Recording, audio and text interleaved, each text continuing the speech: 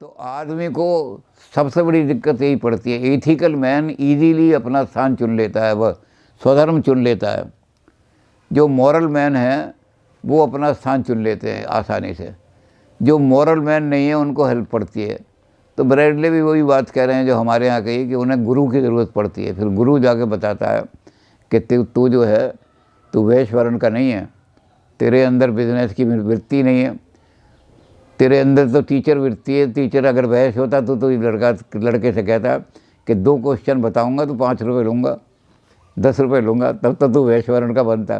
तो तू वैश्य नहीं है, तू तो ब्राह्मण है, तो लोगों को शिक्षा दे रहा है। तो अपना स्थान पहचान, ब्राह्मण का काम कर, तू ब्राह्मण वर्ण में जा। और शूद्र है उसको कहेंगे कि तेरे अंदर स्किल तो कोई है ही नहीं, और तूने जाके रेडी लगानी कर दी सब्जी की, थोड़ा नुकसान ही हो जाएगा बाद में तुझे, और पुलिस वाले भी तेरा चालान करेंगे। तो तू फिजिकल लेबर जो कर सकता है वो कर। तो ये काम जो एथिकल मैन है वो तो अपना स्वधर्म पहचान लेते हैं। जो एथिकल मैन नहीं है उन्हें फिर क्या करना पड़ता है, किसी का सहारा लेना पड़ता है, किसी मॉरल मैन का, कोई मॉरल एजेंट हो उसका। तो सोसाइटी के अंदर अपने स्थान को पहचानना अब ये बहुत ज़रूरी है। क्यों ज़रूरी है? क्योंकि जैसे मैंने कहा कि स्वधर्म पर बहुत लंबा चौड़ा लिखा गया है। अब ये क्यों ज़रूरी है? सोसाइटी के लिए भी ये ज़रूरी है। सोसाइटी नष्ट हो जाएगी अगर आदमी स्वधर्म के हिसाब से काम नहीं करेंगे और परधर्म के हिसाब से काम करने लगेंगे। टैलेंट तो मेरा है ब्राह्मण जैसा विद्या का, और काम में करने लगा क्षत्रिय का, तो क्या लड़ूंगा क्या मैं वहाँ? तो कलम से लड़ाई लड़ूंगा। वो चीन वाले तोप चलाएंगे, मैं कलम उठा लूँगा, लाओ तुम्हारे खिलाफ लिख दूँ कुछ, तो मर जाएंगे सारे के सारे। तो इसलिए सोसाइटी की रक्षा करने के लिए अपने वर्ण अनुसार अपना काम चुन करके काम करना चाहिए, तो सोसाइटी नष्ट हो जाएगी। तो इसके लिए हमारे यहाँ जो विद्वान लोग हैं उन्होंने 4 बातें कही हैं। उन्होंने कहा दुनिया में जितनी भी संस्कृतियाँ हैं, जितनी भी सभ्यता हैं, वो 4 कारणों से नष्ट हुई हैं। ह्यूमन साइकिल जो किताब है इस बारे में बहुत अच्छी किताब है अरविंदो की। उन्होंने एक एक संस्कृति को लिया है। यूनान की संस्कृति क्यों नष्ट हुई, मिस्र की क्यों नष्ट हुई, रोम की क्यों नष्ट हुई, इतनी विशाल संस्कृतियाँ क्यों नष्ट हुई। तो उन्होंने कहा कि 4 चीज़ें चाहिए संस्कृति को बचाने के लिए, सभ्यता को बचाने के लिए। सभ्यताएं 4 चीज़ों से नष्ट होती हैं। पहली चीज़ है अज्ञान। जिस समाज में अज्ञान फैल जाता है उस समाज को कोई भी आदमी या कोई भी लोग ज्ञान लेकर के आते हैं, उस समाज को अपना गुलाम बना लेते हैं। थोड़ा सा भी ज्ञान दिए, भारत ने ऐसे ही किया। वेद का ज्ञान लेके गए, जो अज्ञानी थे उनको ईसाइयों ने ऐसे ही किया। ईसा मसीह जब स्वर्ग से लौट करके आए तो उनके चेलों ने कहा कि आप स्वर्ग से क्या संदेश लाए हो हमारे लिए? तो ईसा मसीह ने कहा मैं एक संदेश लाया हूँ, go and serve humanity through education and medicine. जाओ, मानवता की सेवा करने के लिए 2 ही काम करो, एजुकेशन या मेडिसिन ले जाओ और मानवता की सेवा करो। तो एजुकेशन को लेकर के गए, उन्होंने सारी दुनिया को गुलाम बना लिया। अफ्रीका जैसे देश जहाँ जंगली लोग रहते थे, उनको जब ज्ञान दिया, वहाँ कोई ज्ञान नहीं था, तो सारा अफ्रीका क्रिश्चियन बन गया। तो अफ्रीकन कल्चर नष्ट हो गई सारी, क्रिश्चियन कल्चर चढ़ गई उन पर। क्यों चढ़ गई? क्योंकि वहाँ ज्ञान नहीं था। तो अज्ञान के कारण से सोसाइटियाँ नष्ट हो जाती हैं। तो ऐसा उन्होंने सारा ह्यूमन साइकिल में कौन कौन सी सोसाइटी ऐसी थी जिनमें ज्ञानी लोग नहीं थे। अब दूसरी उन्होंने कहा कि दूसरी चीज़ क्या है? दूसरी चीज़ होती है अधर्म के कारण से सोसाइटियाँ नष्ट हो जाती हैं। कोई उनकी रक्षा नहीं, सोसाइटी में लॉलेसनेस फैल जाती है, तो बाहर के आदमी भी आके आक्रमण कर देते हैं, अंदर भी विद्रोह हो जाते हैं। तो उस धर्म को बचाने के लिए, सोसाइटी में लॉ रखने के लिए कुछ लॉ को इम्प्लीमेंट करने वाले आदमी चाहिए। अब इन्होंने सबसे बड़ा उसका उदाहरण दिया यूनान का। यूनान के आदमी इतने विद्वान थे, अब भी कहते हैं कि सारे यूरोप में nothing can move in the world which is not rooted in the soil of Greece. दुनिया में कोई चीज़ सोची ही नहीं जा सकती, संभव ही नहीं है जिसके बीज ग्रीक में ना हो। तो बड़े विद्वान थे, लेकिन विद्वान बहुत थे। स्पार्टा वालों ने जाके अटैक किया, कोलैप्स हो गया सारी संस्था, क्योंकि वहाँ लड़ने वाला कोई था ही नहीं। तो जिस जाति में ऐसे लोग नहीं होंगे कि लड़ाकू लोग, वो भी सभ्यताएँ नष्ट हो जाएंगी। तीसरी सभ्यता जो है वो है अभाव के कारण से नष्ट होती हैं। अब ये चीज़ जो है इन्होंने दो आदमियों ने इस चीज़ को रखा है। उन्होंने एक ने थ्योरी में रखा, एक ने प्रैक्टिकल में रखा। थ्योरी में तो मार्क्स ने कहा, कार्ल मार्क्स ने, कि जितने लोग उपनिवेश बनाने वाले हैं, दुनिया को गुलाम बनाने वाले लोग हैं, उन्होंने सबसे पहले जाके ये काम किया कि जिस देश को गुलाम बनाना है पहले उसकी आर्थिक स्थिति को तोड़ दो, उसकी आर्थिक स्थिति बिल्कुल खंडित कर दो। इंडिया में भी यही किया कि इंडियन इंडस्ट्री, मखमल की इंडस्ट्री, सिल्क की इंडस्ट्री, इन सबको ख़त्म करके इंडिया को उन्होंने, तो जहाँ पर अभाव हो जाएगा, उसमें बंगाल में क्या किया कि बंगाल के उपद्रव को दबाने के लिए सारे चावल जो थे बंगाल से खरीदे और जहाज़ में ले गए, समुद्र में डिबो दिए जहाज़। बंगाल में चावलों का बंगाल के अंदर अकाल पड़ गया, इतना बड़ा अकाल, उसमें हज़ारों आदमी मर गए। तो आप देश की पहले इकोनॉमी को ख़त्म करो, तब जा कर के लोग दब सकेंगे, नहीं तो नहीं। तो अभाव के कारण से मर जाती हैं बहुत सारी संस्कृतियाँ। कई संस्कृतियाँ इसी कारण से मरी। और तीसरी चीज़, चौथी चीज़ क्या है? आलस्य के कारण से। जब आदमी विलासिता में पड़ जाता है, जब आदमी खाली शरीर का ही सुख देखता है, तो फिर वो करता है कि शूद्र जो है उसको एक ही चीज़ मिलती है कि अपने क्रिएशन का रिक्रिएट कैसे करूं। वो रिक्रिएट नहीं करता, क्रिएट करता है। रिक्रिएशन का मतलब हमने अच्छी पोइट्री, अच्छी कविता, अच्छे मकान, अच्छे, और वो क्या करता है? बच्चे पैदा करो।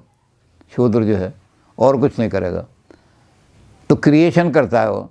तो ऐसे लोग जो थे जिन्होंने केवल क्रिएशन को ही अपना वो बनाया और आलस्य को ही अपना ही बना लिया, तो ऐसे लोगों के कारण भी संस्कृतियाँ नष्ट हो गई। उनके यहाँ कोई वर्ग ऐसा आदमी नहीं रहा जो लड़ाई कर सके, ऐसा आदमी नहीं रहा जो, तो सारी संस्कृतियाँ चार कारण से नष्ट होती हैं। तो हमारे मनीषियों ने, ख़ास तौर से अरविंदो ने मनु की बात कही कि मनु ने जो वर्ण व्यवस्था रखी और वेद की जो व्यवस्था थी, वो इसलिए रखी कि समाज हमारा नष्ट ना हो। चारों तरह के लोग समाज में रहने चाहिए। अज्ञान को नष्ट करने वाला एक ग्रुप समाज में रहना चाहिए जो ज्ञान की प्रतिष्ठा करे। अगर न्यूटन और आइंस्टीन भी हमारे सामने आगे खड़े हो जाएं, तो वो भी हमारे ज्ञान के आगे झुक जाएं, तो हमारा देश कभी भी गुलाम नहीं बनेगा, उनसे हमेशा नहीं ऊपर रहेगा। तो हमारे यहाँ एक वर्ग ऐसा क्रिएट हुआ, उसको हमने कहा ब्राह्मण वर्ण है, ये ब्राह्मण लोग हैं। ब्राह्मण क्रिएट करो। अगर ब्राह्मण, फिर उन्होंने कहा कि ब्राह्मणों को तो जैसे ही उन्होंने एथेंस वालों को स्पार्टा वालों ने पीट लिया था। स्पार्टा के लोग बड़े ज़बरदस्त थे। वहाँ तो क्या करते थे, बच्चा पैदा होते ही पहाड़ पे रख आते थे।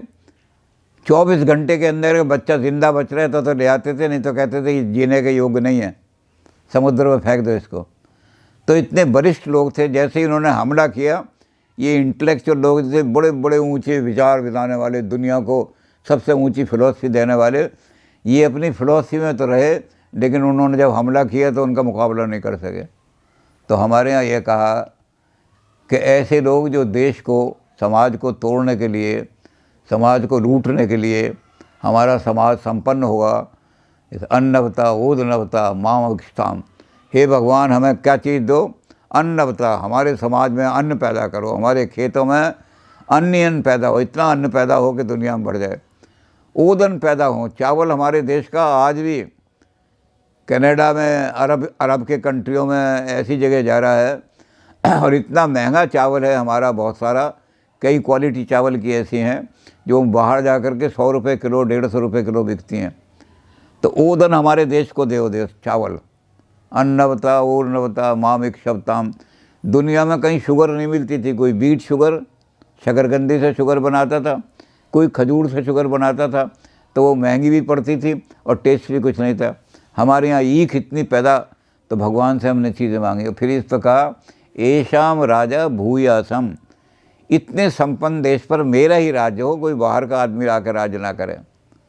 तो उसके लिए हमने एक वर्ण पैदा किया, उस वर्ण का नाम था क्षत्रिय वर्ण, कि तुम जो है इस काम को करोगे, अपने मसल्स बनाओ, अपनी छाती चौड़ी करो, अपनी मूँछें ऊंची करो और तुम खड़े हो जाओ देश की रक्षा करने के लिए। कोई भी आवे, या तो ये कर दोगे या तो उसको नाश कर देंगे या खुद मर जाएंगे, देश को गुलाम नहीं बनने देंगे। तो दूसरा वर्ग ऐसा किया। तीसरा वर्ग हमारे यहाँ तैयार किया अभाव। अभाव को क्या करोगे? कृषि गोरक्ष दान वाणिज्यम बनिए का काम है। इतनी कृषि करवाओ इस खेत के अंदर। किसी प्रधान देश है हमारा, तो सारी दुनिया यहाँ से आज तक बहुत सारी चीज़ें लेती रही है हमसे, आज भी ले रही है, कृषि उत्पादन सारे के सारे। और उस उत्पादन के कारण से हमने ये किया कि ऐसा करो कि देश के अंदर किसी चीज़ का अभाव ना होने पाए, सब चीज़ें सरप्लस रहें, और फिर उनको एक्सचेंज करो। तो तीसरा वर्ग हमने खड़ा किया वैश्य वर्ग।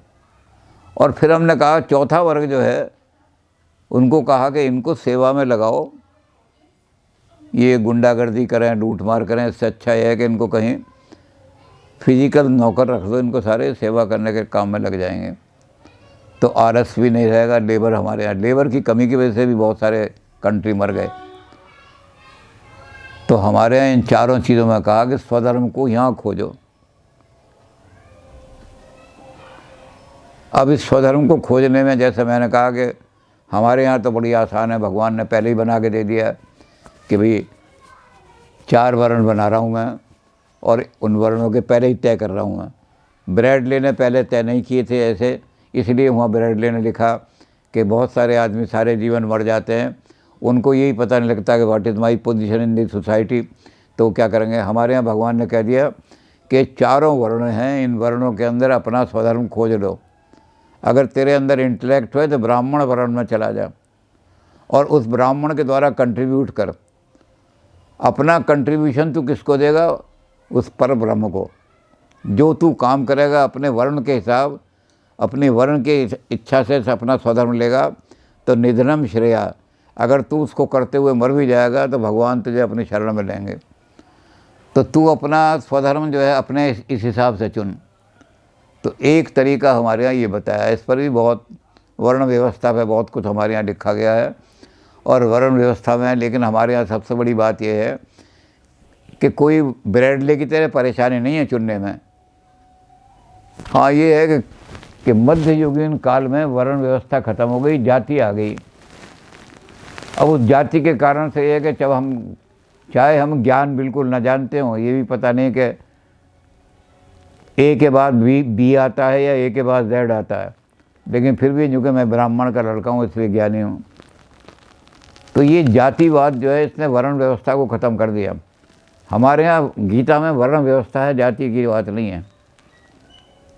चातुर्वर्णम मया सृष्टम, मैंने वर्ण बनाए हैं 4, और किस हिसाब से बनाए? गुण कर्म विभागशः, उनको गुणों और कर्म के हिसाब से रखा है। जितने आदमी एजुकेटेड हैं वो सारे के सारे ब्राह्मण कहलाएंगे, जितने के जितने आदमी फौज में भर्ती हो गए हैं सब क्षत्रिय कहलाएंगे, जितने के जितने आदमी बिजनेस में लगे हुए हैं वो सारे के सारे वैश्य कहलाएंगे, और जो आदमी सेवा भाव में लगे हुए हैं ये सारे शूद्र कहलाएंगे। आपको खोजने की ज़रूरत नहीं है ब्रैडली पाश्चात्य लोगों की तरह कि लोगों को पता ही नहीं लगे मेरा सोसाइटी में क्या स्थान है। और अपने स्थान को प्राप्त करने के बाद जब आपने अपने कर्म को निभा दोगे तो आप अपने आप ही स्वयं ही भगवान आपको अपनी शरण में ले लेंगे, स्वर्ग के मोक्ष के अधिकारी हो जाओगे। तो दूसरा तरीका ये दिया, और तीसरा तरीका दिया उन्होंने कहा, उसका भी ज़रा दिक्कत पड़ती है खोजने में। आदमी को गुरु की ज़रूरत पड़ती है, कोई गुरु मिल जाए होता है, वो है लोक संग्रह। जिससे लोक कल्याण होता हो ऐसे काम को ले, ये मेरा स्वधर्म है। लोक संग्रह का कार्य, अब लोक संग्रह का बड़ा महत्वपूर्ण है गीता के अंदर। ये लोक संग्रह वही है जिसको हम धर्म की व्याख्या कह सकते हैं। गीता में धर्म की डेफिनेशन तो नहीं दी कहीं भी, कहीं डिफाइन नहीं किया गीता में कि धर्म क्या है। लेकिन हम ये कहें कि ये लोक संग्रह से धर्म की वो चीज़ निकल जाती है जो महाभारत में दी हुई है। धारणा धर्म इत्याहुर धर्मो धार्यते प्रजा। जो चीज़ प्रजाओं को टूटने से बचाए, जो चीज़ प्रजाओं को नष्ट होने से बचाए, उसको धारण कर लो तुम अपने अंदर, वही तुम्हारा स्वधर्म है। मैं अखबार नवीस बन करके सोसाइटी को टूटने से बचा सकता हूँ, लोक संग्रह का काम कर सकता हूँ।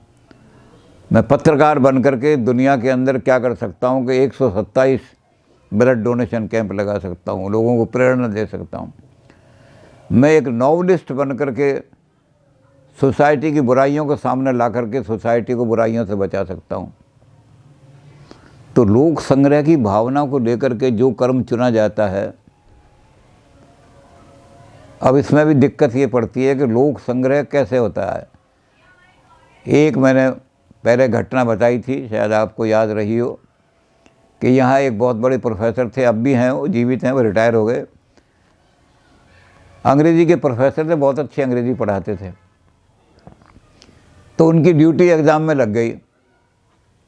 एक लड़का जो था वो पर्ची लेकर के नकल कर रहा था। उन्होंने क्या काम किया, उससे कॉपी छीनी और उसके थप्पड़ मारा, भाग जाए यहाँ से। कॉपी रख ली, उसे भगा दिया। अब वहाँ लोक संग्रह के लोग जो थे वो निर्णय करने लगे कि ये कार्य जो इन्होंने किया है ये लोक हित में है या लोक का विरोधी है। कुछ आदमियों ने कहा कि आपने उसको थप्पड़ मार कर छोड़ दिया, लड़कों को प्रोत्साहन मिलेगा कि पर्ची ले जाओ, नकल मारो, मास्टर साहब तो कोई केस वेस बनाते नहीं, तो नकल मारने की वृत्ति बढ़ जाएगी। उन्होंने कहा कि नहीं, मैंने तो इसलिए इसको किया लोक संग्रह के, ये गरीब घर का लड़का है। इसने बताया ना कि गांधीनगर में रहता हूँ मैं, गांधीनगर बहुत गरीब बस्ती है। अगर मैं इसकी कॉपी पे केस बनवा देता तो ये 1-2 साल के लिए निकाल दिया जाता यूनिवर्सिटी से। इसके घर वालों के पास इतना पैसा नहीं, क्या पता वो सुसाइड कर लेते या आगे इसकी पढ़ाई बंद कर देते। अब तो ये होगा केवल ये पेपर कैंसिल होगा इसका, क्योंकि इस पेपर के अंदर इसके नंबर 2 क्वेश्चन किए थे इसने, इन 2 क्वेश्चन में इसके 16 या 17 नंबर आएंगे, फेल हो जाएगा, दोबारा देख लेगा, सप्लीमेंट्री में ले लेगा। तो अब लोक संग्रह तय करना बड़ा मुश्किल हो जाता है कि इन्होंने लोक संग्रह का काम किया या वो लोग जो कह रहे थे उन्होंने लोक संग्रह का काम किया। तो गीता में इसके लिए कोई क्राइटेरिया नहीं दिया है कहीं भी। इसके लिए अलग अलग जितने व्याख्याकार हैं उन्होंने अलग अलग तरीके से, जो अल्ट्रुइस्ट हैं उन्होंने तो कहा कि ये जो प्रोफेसर साहब ने बात की ये लोक संग्रह है, और जो कांट जैसे कांटियन है उन्होंने कहा नहीं, केस चलाना चाहिए था, चाहे कुछ भी हो जाए, गरीब हो या अमीर हो, वो कहेंगे वो लोक संग्रह था। तो इस पर अलग अलग लोगों ने अलग अलग मत दिए हैं, एक मत नहीं है, एक मत इस पर हो भी नहीं सकता क्योंकि ये ऐसी बात है। तो लेकिन गीता में लोक संग्रह की परिभाषा नहीं दी है, लोक संग्रह को महत्व बहुत दिया है। ऐसा कोई भी एक्शन जिससे आपको समाज के अंदर विखंडन होता हो या समाज के अंदर कल्याण ना होता हो, उसको आप मत अपनाओ, वो आपका स्वधर्म नहीं बन सकता। आपका स्वधर्म वो बनेगा जिससे कल्याण होता हो लोक का। तो लोक संग्रह को ध्यान में रखते हो तो 3 तरीके जो दिए हैं अपना स्वधर्म तय करने के लिए, इसमें जो तिलक स्कूल है और गांधी स्कूल है वो दूसरे को मानता है। सोशल, आपने सोसाइटी में कंट्रीब्यूट ज़रूर करना है, आप सोशल मैन हो, क्योंकि सोसाइटी को ये लोग गॉड भगवान अपीयर होता है समाज के रूप में। तो समाज के अंदर जो आदमी अपने आप को लीन कर देगा, जो समाज के अंदर अपने आप को समर्पित कर देगा, उसने समझ लो भगवान ने ब्रह्म में अपने आप को लीन कर दिया। तो सोसाइटी में लीन करने के 4 तरीके इन्होंने बता दिए। तो गांधी जी और तिलक जो हैं वो चूँकि सामाजिक बात करते हैं तो कहते हैं कि सोसाइटी के अंदर लीन होना यही परम तत्व है, यही मोक्ष है। अपने व्यक्तित्व को सोसाइटी के व्यक्तित्व में मिला दो। बिल्कुल, मैं और सोसाइटी अलग अलग नहीं है, मैं सोसाइटी ही हूँ, ब्रह्म हूँ। और जब ये मिला दोगे तो क्या होगा, फिर आप सोचोगे कि कोई ऐसा काम कहाँ से चलूँ। मैं कहूँगा कि how can I serve society. जब मैं सोसाइटी हूँ तो कैसे सर्व करूँगा। सोसाइटी को सर्व करना, मैं अपने ब्रह्म रूप को, इंडिविजुअल की बजाय अपने कॉस्मिक रूप को सेटिस्फाई कर रहा हूँ। ये आत्मा ही ब्रह्म है। सारे उपनिषदों में हमारे यही कहा गया है, महावाक्य यही हैं 4, कि इस आत्मा ही ब्रह्म है। तो मैं अपनी आत्मा को संतुष्ट करने के लिए, अपनी आत्मा को रियलाइज़ करने के लिए, अपनी आत्मा को परफेक्शन करने के लिए मैं कौन सा रास्ता चुनूं। तो इस रास्ता चुनने के लिए ये कहते हैं कि एक ही रास्ता है कि जो 4 वर्ण भगवान ने बनाए हैं, इसमें अपना स्थान ले लो। मैं सोसाइटी की सर्विस कर सकता हूँ। नॉलेज, इतनी नॉलेज दूंगा मैं सरदार इस सोसाइटी में कि घर घर में न्यूटन पैदा हो जाएंगे। आपने अपने आप को सोसाइटी में मर्ज कर दिया, आपका अपना कुछ नहीं है, सब सोसाइटी का ही है। तो आपने सोसाइटी में मर्ज कर दिया। इस रूट, आपको रास्ता ये मिल गया, स्वधर्मे निधनम श्रेया। आपको स्वधर्म मिल गया कि इस स्वधर्म के द्वारा मैं सोसाइटी में लीन हो जाऊंगा। दूसरा आदमी जो था उसको और रास्ता मिल गया। उसने कहा पढ़ना लिखना अपने बस की बात नहीं है। अपने बस की तो बात ये है कि या तो हम तलवार उठाएंगे या बंदूक उठाएंगे, और या ये करेंगे कि अपना सिर कटा देंगे वहाँ, लेकिन दुश्मन को आगे नहीं बढ़ने देंगे। तो ऐसे लोग खड़े हो गए। उन्होंने टैंक संभाला, उसने मिसाइल संभाली, उसने संभाला, और संभाल करके उन्होंने सोसाइटी की इतने सेवा की कि सोसाइटी ने उनकी यादगारें बना दी। ये अपने आप को सोसाइटी में ही लीन कर दिया इसने। तो ब्रह्म में लीन हो गया। ये आत्मा ही ब्रह्म है। अब आत्मा जब ब्रह्म को संतुष्ट कर दिया आपने, तो उसी में लीन हो गए। तो आपको दूसरा रास्ता बताया कि आप अपनी फिजिकल पावर से अपने आप को सोसाइटी के अंदर लीन कर दो। ये ब्रह्म में लीन हो रहा है, स्वधर्मे निधनम श्रेया। अब तीसरा बताया, उन्होंने कहा कि आपके अंदर शक्ति है पैसा बनाने की। एक लड़का हमारे पास आया था और आज वो बहुत बड़ा अफसर बन गया है। बहुत ही गरीब था। उसके ताऊ जो आटा उठा दे देते थे उसको, तो रोटी बन जाती थी, बेचारे भूखे ही सो जाते थे। तो उसने आके कहा कि सर मुझे पता लगा आप बच्चों को फ्री अंग्रेज़ी पढ़ाते हैं। मैंने कहा हाँ, जो आ जाते हैं वीक हैं अंग्रेज़ी पढ़ाते। कहने लगे सर मैं पंजाबी हूँ, अगर मुझे थोड़ा सा भी आप सहारा दे दो तो मैं मट्टी में से सोना बना के दिखा दूँगा आपको। मैंने कहा क्या सहारा चाहिए, मेरी अंग्रेज़ी कमज़ोर है। तो हमने कहा ठीक है। कहने लगे हम तो अब भी रोटी नहीं मिलती तो कुछ ना कुछ ऐसी चीज़ें बना के बेच आते हैं, शाम तक की रोटी ले आते हैं। तो जिसके अंदर ये बिज़नेस का टैलेंट है कि मिट्टी से भी सोना बना सकता है, वो तो वैश्य बन करके समाज के अंदर लीन हो जाएगा। वो समाज को इतना संपन्न बना देगा कि आज छोटी सी दुकान है उसकी, कल बहुत बड़ी कारखाना बन जाएगा। तो अपने आप को समाज में लीन करना है, ब्रह्म में लीन करना है, स्वधर्मे निधनम। तो अपना स्वधर्म क्या चुनोगे तुम? मैं वैश्य बन करके समाज में लीन हो जाऊंगा। और जिस आदमी के पास ये टैलेंट नहीं थे वो कहेगा कि मैं सेवा करके अपने शरीर से अपने शरीर को समाज में लीन कर दूंगा। अब इसके बारे में भी पाश्चात्य लोगों ने इसको कहा है हिस्टोरिकल इमॉर्टैलिटी। अमरता का क्या सबूत है कि आदमी अमर हो गया? अब हमारे पास चिट्ठियाँ आती हैं, 90-92 साल की उम्र हो गई, लोग चिट्ठियाँ लिखते हैं, पिताजी का स्वर्ग, बड़े दुख की बात है, पिताजी का स्वर्गवास हो गया। एक भी चिट्ठी ऐसी नहीं आई जिसमें लिखा हो पिताजी का नरकवास हो गया। जब सभी का स्वर्गवास हो जाता है तो नरक में कौन जाएगा? तो हम आप कहते हैं इनके वो तो अमर हो गए। क्या पता अमर हुए या नहीं हुए, कहीं कुत्तों की योनि में घूम रहे हो। तो इसलिए पाश्चात्य लोगों ने कहा कि अमरता का क्या प्रभाव है? Historical immortality. इसी को गांधी और तिलक ने लिखा है, become the part of history. किसी भी रूप में बनो। बिरला जो थे जब कलकत्ता में गए तो मूंगफलियां बेचा करते थे वहाँ, और आज इतनी बड़ी एम्पायर बना ली इन्होंने वैश्य धर्म पालन करके। समाज को बहुत कुछ दे दिया।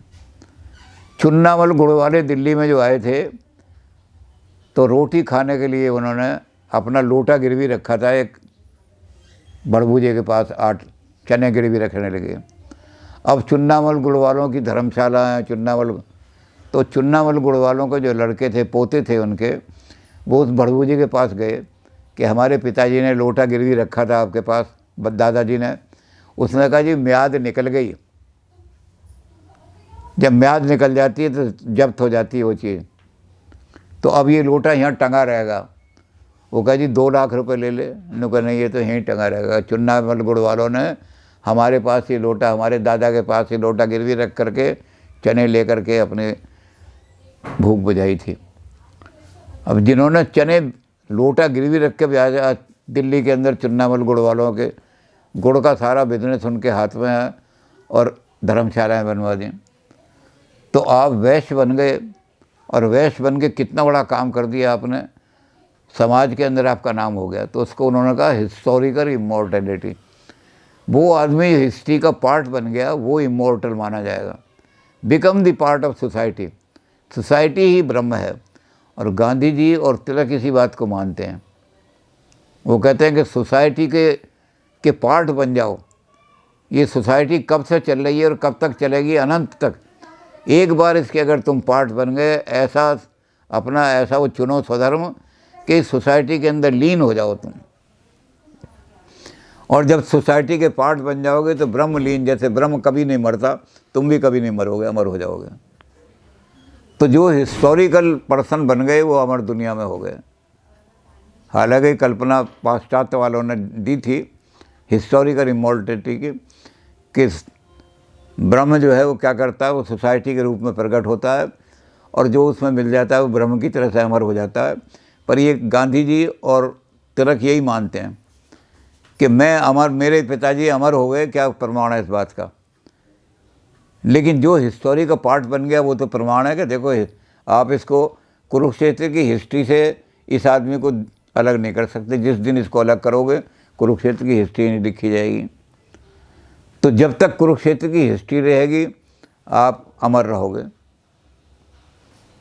तो स्वधर्म को चुनने के लिए जो तीनों रास्ते दिए हैं, उन रास्तों में हमें सोचना तो है कि हम कौन से रास्ते से चुनें। स्वभावज कर्म कि अपने टैलेंट के हिसाब से अपना प्रोफेशन चुनें।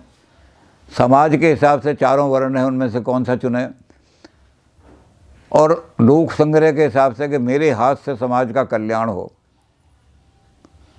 अब यहाँ तो बहुत सारी भलो भलाई को लह निचाई नीच, सुधा सराही अमृता गरल सराही मीच। तुलसीदास जी लिखते हैं कि जो समाज के भले आदमी होते हैं ना, लोक संग्रह वाले, तो वो खोजते हैं। लहना का मतलब लबना, पंजाबी में लबना शब्द जो है उसको हिंदी में लहना कहते हैं। तो लबना, भले लोग जो हैं लबते हैं, खोजते हैं, आज मेरे हाथ से किसी का कल्याण हो जाए, आज मेरे हाथ से किसी की भलाई हो जाए, आज मेरे हाथ से किसी का अच्छा हो जाए काम। और नहीं होता तो रात को रोते हैं, कहते हैं आज का तो मेरा दिन जीवन का बेकार गया, आज मेरे हाथ से किसी का काम अच्छा नहीं हुआ। I have not given anything to the society today. मैंने सोसाइटी को आज कुछ भी कंट्रीब्यूट नहीं किया, इसलिए आज का मेरा। और लह निचाई नीच, और जो नीच होते हैं वो भी खोजते हैं कि आज किसकी टांग खींचूं, और कुछ नहीं तो इसके खिलाफ एनोनिमस कंप्लेंट ही कर दो, और कुछ नहीं तो इसके खिलाफ कुछ और केस बना दो झूठा साधा। तो वो ढूंढते हैं। और जब वो कोई किसी दिन किसी की टांग नहीं खींचती या किसी का बुरा नहीं होता तो घर जाकर कभी बीवी को पीटेंगे, कभी बच्चों को पीटेंगे, आज कहती मेरी ज़िंदगी खराब गई। तो जो लोग ये समाज के हिसाब से काम करते हैं, जिनको कहते हैं लोक संग्रह, तो ये भी हम एक स्वधर्म को अपना करके कि इसको हम अपनाएं। तो स्वधर्म पर तो और ये भी चर्चा करेंगे हम थोड़ी सी, क्योंकि स्वधर्म को पालन करना बड़ा ज़रूरी है ज़िंदगी में। और ये स्वधर्म को चुनने के रास्ते तो हमने बता दिए, अब इसके पालन का भी थोड़ा सा चर्चा करके फिर और चीज़ें रहेंगे।